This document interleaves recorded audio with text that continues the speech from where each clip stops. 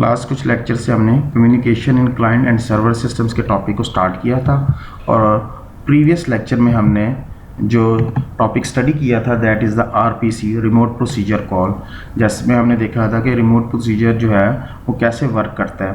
But during the execution of RPC certain issues जो हैं वो फेस होते हैं और उन इश्यूज़ को एड्रेस करना ज़रूरी है। तो इस लेक्चर में हम देखेंगे कि during the execution of RPC remote procedure call हम कैसे इन इश्यूज़ को रिजॉल्व करेंगे और उन इश्यूज़ को जो है वन बाय वन हम स्टडी करते हैं। फर्स्ट ऑफ ऑल इशू जो है difference in data representation on client and server machine. For example representation of 32-bit integer,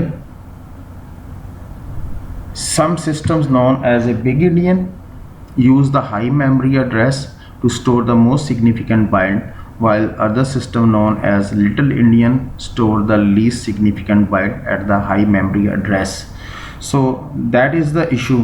first issue क्या है हमारा जो है हम फेस करेंगे, the issue in data representation on client and server.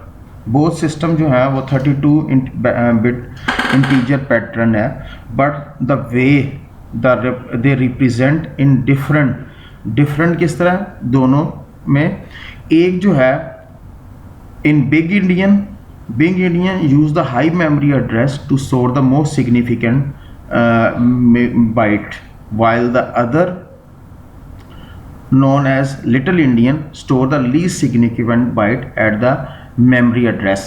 That is the difference. यानी कि दो मशीन्स के ऊपर डाटा रिप्रेजेंटेशन का जो वे है दैट इज़ डिफरेंट, जिसमें हमने देखा कि एक बिग इंडियन है जिसमें हाई मेमोरी एड्रेस के अंदर मोस्ट सिग्निफिकेंट बाइट जो है वो स्टोर हो रहा है, और एक में जो है little endian that is least significant byte in high memory address. तो the way data is represented is a different.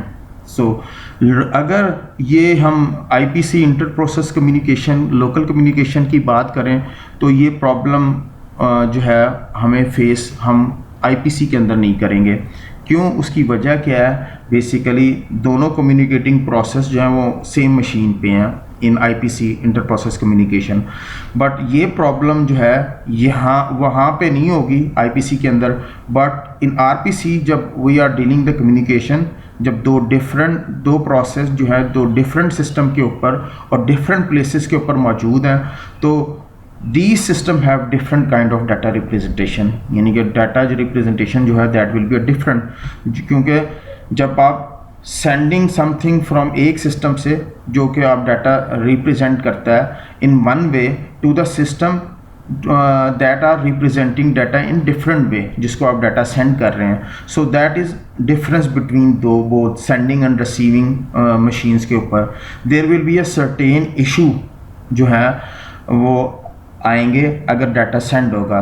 तो this is one of the issue जो कि हम फेस कर रहे हैं आरपीसी में। तो देखते हैं कि इस इशू को, यानी कि जो डाटा रिप्रेजेंटेशन है जिसके क्लाइंट और सर्वर मशीन के ऊपर, यानी कि सेंडिंग और रिसीविंग मशीन जो है उनका डाटा रिप्रेजेंटेशन जो है दैट इज़ डिफरेंट, इसको किस तरह सॉल्व किया जाता है। तो first of all solution, RPC system define a machine independent representation of data. One such a representation is known as external data representation (XDR). On the client side, parameter marshalling involve converting the machine dependent data into XDR before they are sent to the server. On the other side, the XDR are unmarshaled and converted to the machine dependent representation of the server. So this difference, ये जो difference था data representation का, उसको resolve किया गया RPC के अंदर। RPC क्या करता है? RPC system define machine independent representation of data. क्या मतलब इसका? कि जो डाटा जनरेट होगा सिस्टम से इट इज़ वो इस फॉर्मेट में कन्वर्ट कर दिया जाए that is not dependent on the machine. Data machine independent representation of data. तो डाटा जो है that will be converted in such a way that it is not dependent on the machine. तो कोई भी machine can be use by any machine. So one such a representation is known as external XDR। ऐसी data को हम कहेंगे the data is converted into XDR, it become machine independent. ये machine independent data हो गया जब आपने उसको कन्वर्ट कर लिया। तो क्लाइंट साइड पे क्या होगा, दो मशीनें डिफरेंट क्लाइंट सर्वर के साथ कम्युनिकेट कर रहा है, तो क्लाइंट साइड में parameter marshalling involves converting the data into XDR before they send.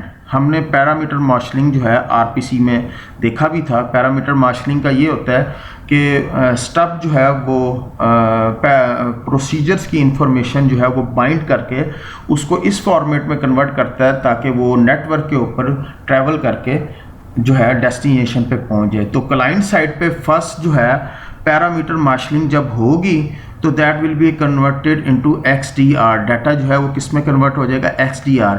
और जब सर्वर उसको रिसीव करेगा data, XDR data are unmarshalled on a server side, यानी कि सर्वर साइड पे क्या होगा, डाटा जो है दोबारा मशीन डिपेंडेंट फॉर्मेट में कन्वर्ट कर दिया जाएगा। यानी कि ट्रैवलिंग होगी, जब क्लाइंट सेंड करेगा तो डाटा कन्वर्ट हो जाएगा XDR फॉर्मेट में जो कि इंडिपेंडेंट है, और सर्वर साइड पे दैट विल अगेन अनमार्शल्ड उसको किया जाएगा और डाटे को जो है इस तरीके से किया जाएगा कि डाटा जो रिप्रेजेंटेशन का इशू था वो सॉल्व हो गया, क्योंकि सर्वर उसको अगेन दोबारा जो है उसको मशीन डिपेंडेंट फॉर्मेट में कन्वर्ट करेगा ताकि डाटा जो है वो अंडरस्टैंड हो सके। तो that is the first issue जो कि डाटा रिप्रेजेंटेशन का इशू था, जिसको सॉल्व किया गया मशीन XDR के थ्रू। सेकेंड इशू जो है आरपीसी के अंदर, whereas a local procedure call fails only under extreme circumstances, RPC can fail, be a duplicate and executed more than once as a result common network error। Again अगर हम local procedure call की बात करें तो ये problem जो है, यानी कि हम अगर IPC की बात करें जहाँ पे दो प्रोसीजर या दो प्रोसेस सेम सिस्टम के ऊपर हैं, तो ये प्रॉब्लम जो है वो नहीं फेस करनी पड़ेगी, क्योंकि दोनों प्रोसीजर जो हैं call face only under extreme circumstances. अगर दोनों प्रोसीजर एक ही मशीन के ऊपर हैं तो फिर प्रोसीजर कॉल जो है वो प्रोबेबिलिटी ऑफ फेलियर का जो चांस है that is very less, extreme chance ही होगा, बिकॉज दोनों प्रोसेस जो हैं वो ऑन द सेम मशीन है। But in case of RPC जो है there is great chance of failure. आपके प्रोसीजर कॉल जो है उसके चांसेस ज़्यादा हैं फेलियर के। So there is chance of duplicate call of procedure जो कॉल है, प्रोसीजर जब कॉल होता है, जैसे हमने फंक्शन कॉल भी स्टेट देखा था, तो जब आप प्रोसीजर को कॉल करेंगे तो मे बी चांसेस हैं कि डुप्लीकेट कॉल हो जाए। Chance to execute function more than one, ये भी हो सकता है कि फंक्शन एक से ज़्यादा दफ़ा एग्जीक्यूट हो जाए। क्यों?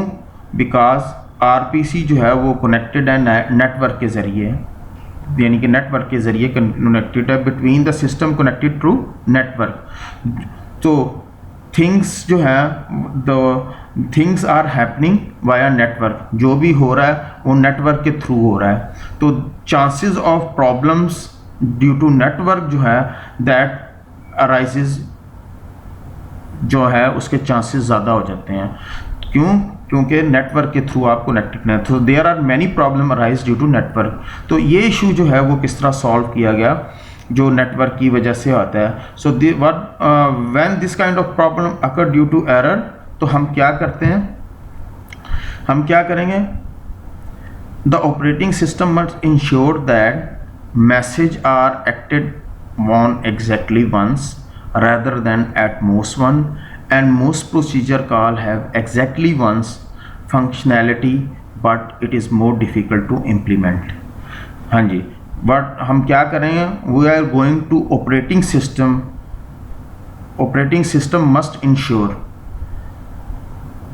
क्या करेगा, operating system make sure messages are acted exactly once जी। इसको देखते हैं, rather than at most once, इसको हम एक्सप्लेन करते हैं। इसका क्या मतलब है, exactly one और at most one, ये दो टर्म बोली गई हैं, इसका क्या मतलब है। So in case of at most, when the जब क्लाइंट सेंड करता है सर्वर को कुछ, तो let's say it's procedure call, यानी कि क्लाइंट ने प्रोसीजर कॉल किया है, तो क्लाइंट क्या कर रहा है, क्लाइंट मेकिंग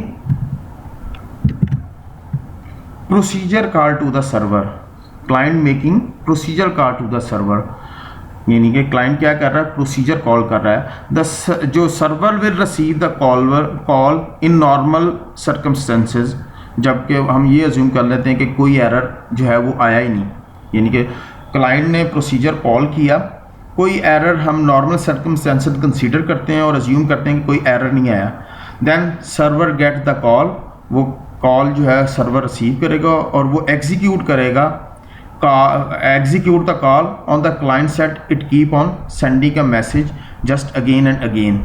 सर्वर ने कॉल रिसीव कर ली है और वो एग्जीक्यूट कर रहा है, बट क्लाइंट क्या कर रहा है, वो मैसेज सेंड कर रहा है again and again, and server will check it already address और it already executed, if it find it already executed the message is ignore, यानी कि अगर वो जो कॉल बार बार जनरेट कर रहा है क्लाइंट, तो वो क्या करेगा, सर्वर चेक करेगा कि वो ऑलरेडी इस रिक्वेस्ट को जो कि सिस्टम बार बार क्लाइंट जो है जनरेट कर रहा है उसको ऑलरेडी एग्जीक्यूट कर दिया। अगर उसने एग्जीक्यूट कर दिया है तो फिर वो जितनी भी कॉल्स आ रही हैं क्लाइंट की तरफ से उसके मैसेज को इग्नोर करेगा। That is one it work, एक तो ये वर्क है, लेकिन दैट इज़ नॉट एफिशिएंट। क्यों कि यहाँ पे चांस है प्रोसीजर नेवर एग्जीक्यूटेड, पॉसिबिलिटी है कि प्रोसीजर एक दफ़ा भी एग्जीक्यूट ना हो। ठीक है, क्या है कि क्लाइंट ने कॉल जनरेट की, प्रोसीजर की, सर्वर ने उसको एग्जीक्यूट किया, बट क्लाइंट जो है वो अगेन उसको रिक्वेस्ट जो है कॉल जनरेट करके भेज रहा है सर्वर को, और सर्वर जो है उसको चेक करेगा, अगर तो उस कॉल को उसने एग्जीक्यूट कर दिया है तो देन वो उस मैसेज को इग्नोर कर देगा। और इसमें हम ये कह रहे हैं कि that is not efficient way, because term at most once. अच्छा जी, व्हाट मीन कि इट इज़ इवन वन और less than one at most का मतलब क्या कहा, it is even one or less than one, it means it can also be a zero। at most one का मतलब ये है, टर्म जो है at most it is even one or less than one, और it's mean less than one mean it can be a zero। the particular function जो है never executed, अगर वो at most one को फॉलो करता है, अगर at most one को फॉलो किया जाता है तो चांसेस हैं फंक्शन विल नेवर एग्जीक्यूट, अगर हम फॉलो कर रहे हो एट मोस्ट का। Instead of that we have exactly once term, exactly once functionality. So in exactly one में क्या होता है, हम ये मेक श्योर करते हैं कि प्रोसीजर कॉल जो है वो एग्जैक्टली एक दफ़ा लाजमी एग्जीक्यूट हुआ है, नो मोर देन वन और not less than one, that is exactly one. So in order to implement this we have system of acknowledgement introduce करवाया गया, एक्नॉलेजमेंट, सिस्टम ऑफ एक्नॉलेजमेंट। तो सिस्टम क्या करेगा, सिस्टम फॉलो करेगा, we follow the system of acknowledgement. जब client send करेगा request to the server और server जो है वो प्रोसेस करेगा उस रिक्वेस्ट को, after request process it send back to the acknowledge to the client saying, क्या कहेगा उसको, रिक्वेस्ट हैज़ फुलफिल्ड। ये एट एग्जैक्टली वन की बात हो रही है। वंस अ क्लाइंट जब रिसीव कर लेगा एक्नॉलेजमेंट, उसको वो अंडरस्टूड होगी कि services was executed and does not send again request.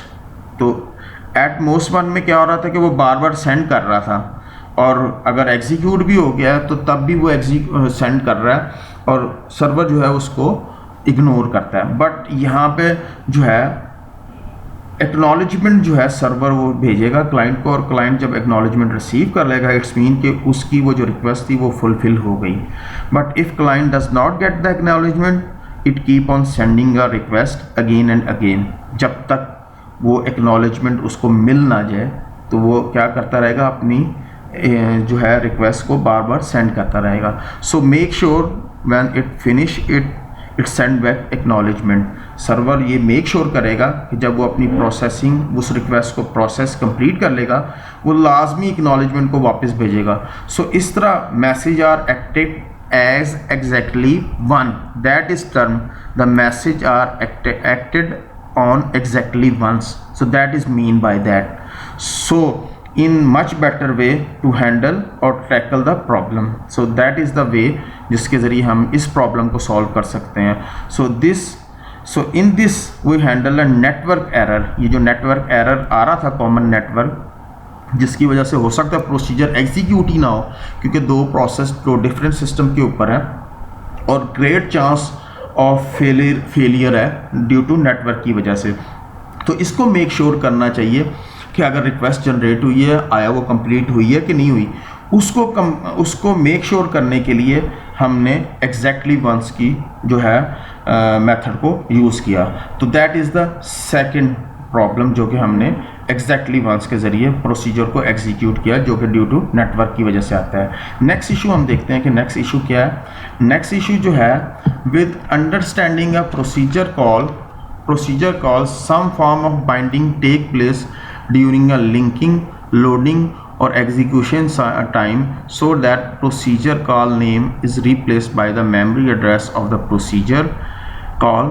The RPC scheme require a similar binding of the client and server port, but how does a client know the port on the server? Neither system has full information about other because they do not share the memory. So हम ये क्या issue है जिसको हम discuss करते हैं। इस issue में ये कहा जा रहा है कि जब प्रोसीजर कॉल की जाती है, जब प्रोसीजर को कॉल किया जाता है, procedure call is made by the name. जैसे कि हम देख चुके हैं कि हमेशा फंक्शन या प्रोसीजर को जब आपने कॉल करना होता है तो कैसे कॉल करते हैं, आप उसके नाम से कॉल करते हैं। Eventually procedure call is address by using it memory address. Memory में जो है वो उसका एड्रेस यूज़ हो रहा है और हमें पता है कि हर प्रोसीजर जो है वो एक स्पेसिफिक पोर्ट नंबर उसके साथ एसोसिएट होगी with it at both at client और सर्वर साइड पे। ठीक है, पोर्ट नंबर जो है वो हम सॉकेट के अंदर डिस्कस किया था कि पोर्ट नंबर क्या होता है। बेसिकली जितनी भी सर्विसेज अवेलेबल होती हैं जिस मशीन पर उस सर्विसेज को अवेल करने के लिए आपको सॉकेट जो है आईपी एड्रेस के साथ पोर्ट नंबर रिक्वायर्ड होता है ताकि आप उस पर्टिकुलर सर्विस को जो है वो एक्सेस कर सकें। तो यही बात यहाँ पे कहा जा रहा है कि every procedure having a port number, her procedure, जो भी procedure mean services, remote procedure call के अंदर प्रोसीजर मीन सर्विसेज जो कि क्लाइंट और सर्वर साइड पे है तो उनके साथ उनका पोर्ट नंबर दोनों एंड पे एसोसिएट होगा। Client know which procedure call bye it's name. Client को पता होता है कि किस प्रोसीजर कॉल को उसके नाम से कॉल करना है, but it does not know the address, उसका एड्रेस नहीं पता and port number of particular procedure, और ख़ास तौर पे उसका पोर्ट नंबर भी नहीं पता। तो फिर कैसे क्लाइंट और सर्वर जो है वो वर्क करते हैं एंड वो एक दूसरे को जानते भी नहीं हैं, उनको एक दूसरे का पोर्ट नंबर भी नहीं पता। पोर्ट नंबर जो है that is port number for a different procedure, port number जो है दैट इज़ डिफरेंट। तो what neither system has full information about because they do not share the memory, यानी कि दो सिस्टम जो हैं रिजाइडिंग ऑन डिफरेंट लोकेशन और वो नेटवर्क के ज़रिए कनेक्टेड है और उनकी मेमोरी भी जो है वो शेयर नहीं है क्योंकि दो डिफरेंट प्रोसीजर और डिफरेंट हैं, they do not share the memory. So both system does not have the full information, एक दूसरे की इंफॉर्मेशन, एक दूसरे की इंफॉर्मेशन का उन दोनों को नहीं पता, शेयर मेमोरी। सो किस तरह इस इशू को सॉल्व किया जाए, लेट्स सी के देखते हैं कि इस इशू को किस तरह किया जाता है। The binding information may be predetermined in the form of fixed port address, a compile time, and RPC call has a fixed port number associated with it. Once a program is compiled, the server cannot change the port number of requested service. That is the दो तरीके हैं जो हम इस problem को, इस issue को solve कर सकते हैं। पहला सलूशन क्या है जो कि हम देखते हैं कि पहला सलूशन हमने कहा प्री डिटरमिन्ड बाइंडिंग इंफॉर्मेशन किस फॉर्म में? In the form of fix port number या फिक्स पोर्ट एड्रेस। इनका पोर्ट नंबर ही फिक्स कर दो। इट्स मीन कि address of port will be a fix और वो चेंज नहीं होगा at the compile time. Compile time पे वो चेंज नहीं होगा। वो हम इसको क्या कहेंगे? Port number, fix port number associate with it. जब प्रोग्राम एक दफ़ा कंपाइल हो गया, सर्वर उसको चेंज नहीं कर सकता पोर्ट नंबर को ऑफ रिक्वेस्टेड सर्विसेज। तो क्या होगा? जब हमारे पास फिक्स पोर्ट नंबर होगा, हमें पता है हमने किस प्रोसीजर को कॉल करना है based on that port number, क्योंकि पोर्ट नंबर हमें पता चल गया है। अब हमें पता है कि हमने किस पोर्ट नंबर को कॉल करनी है और कौन सी सर्विस या प्रोसीजर को कॉल करना है जब in case of fix port number. But port number अगर फिक्स कर देते हैं, we can get the information during the compile time. So that is आपका एक प्रॉब्लम जो है मसला जिसको हमने देखा। अच्छा, यानी कि आपने फिक्स कर दिया। बट ये जो है फर्स्ट, जो पहला तरीका है, जो फर्स्ट वे है, ये फ्लेक्सिबल नहीं है। पोर्ट नंबर अगर आप फिक्स कर देते हैं, एनी रीज़न, अगर कोई रीज़न होती है और आपको पोर्ट नंबर चेंज करना पड़ जाता है, तो फिर हम पोर्ट नंबर चेंज नहीं कर सकते, क्योंकि आपने पोर्ट नंबर जो है फिक्स कर दिया। तो इस सिस्टम में, जिस सिस्टम में आपने पोर्ट नंबर फिक्स कर दिया है, तो आप उसको चेंज नहीं कर सकते। तो हमारे पास एक सेकंड सोल्यूशन है जो कि मोर फ्लेक्सिबल और डायनामिक है। देखते हैं कि ये सोल्यूशन क्या है। फर्स्ट सोल्यूशन में तो हमने पोर्ट ही फिक्स कर दी ना। जब हमने पोर्ट फिक्स कर दी, तो अब हमें पता है कि हमने कौन सी रिक्वेस्ट या प्रोसीजर को किस पोर्ट नंबर के अगेंस्ट कॉल करना है और वो सर्विस उस पोर्ट नंबर पे अवेलेबल है। बट उसका एक ये था डिसएडवांटेज कि हम उसको चेंज नहीं कर सकते और ये फ्लेक्सिबल नहीं है। मैं binding can be done dynamically, यहाँ पे कंपाइल टाइम पे थी, dynamically by rendezvous mechanism. Typically an operating system provide the rendezvous, also called matchmaker daemons, on a fixed RPC port. A client sends a message containing the name of the RPC to the rendezvous daemons, requests the port address of the RPC it needs to execute. The port number is returned and the RPC call can be sent to that port until the process terminate on the server crashes. तो second solution में क्या है? हम क्या कह रहे हैं second solution में? हम we do the binding by rendezvous mechanism. क्या मतलब इसका? ऑपरेटिंग सिस्टम जो है वो प्रोवाइड करता है मैच मेकर डेमन्स या सॉफ्टवेयर आप कह सकते हो, on a fix RPC port, on a fix RPC port. अच्छा, इसमें क्या है कि मैच मेकर जो है वो आपको हेल्प करता है। कैसे हेल्प करता है ये देखते हैं। A client send the message containing the name of RPC to the rendezvous daemons requesting the port address of RPC it need to execute. क्या करता है क्लाइंट? क्या करता है? वो रिक्वेस्ट करता है, it want to request the procedure call from the server. पहले क्या करेगा? रिक्वेस्ट सेंड करेगा क्लाइंट सर्वर को, और क्या करेगा? ये नेम ऑफ प्रोसीजर सेंड करेगा। किसको सेंड करेगा? मैच मेकर को। मैच मेकर को सेंड करेगा। क्लाइंट जो है वो पहले रिक्वेस्ट सेंड करेगा मैच मेकर को, किसका? प्रोसीजर के नाम के साथ, और वो मैच मेकर को कहेगा कि मुझे इसका एड्रेस इस प्रोसीजर का रिटर्न करो। तो मैच मेकर क्या करेगा? वो देखेगा नाम को, नाम और उसके एड्रेस और या पोर्ट नंबर को उस प्रोसीजर के फाइंड आउट करेगा और रिटर्न कर देगा क्लाइंट को वापस। और क्लाइंट जब उसको पोर्ट नंबर जो है जिसकी उसने रिक्वेस्ट की थी, जब उसको पता चल जाएगा उसका, देन वो क्या करेगा? वो अपनी रिक्वेस्ट को उस पोर्ट के ऊपर फॉरवर्ड कर देगा विच कंटेनिंग द RPC। वो जो रिमोट प्रोसीजर कॉल जो मौजूद है उसके ऊपर जो है उसको क्या कर देगा? सेंड कर देगा। तो RPC क्या करेगा? RPC call can be send to that port until the process terminates or server crashes.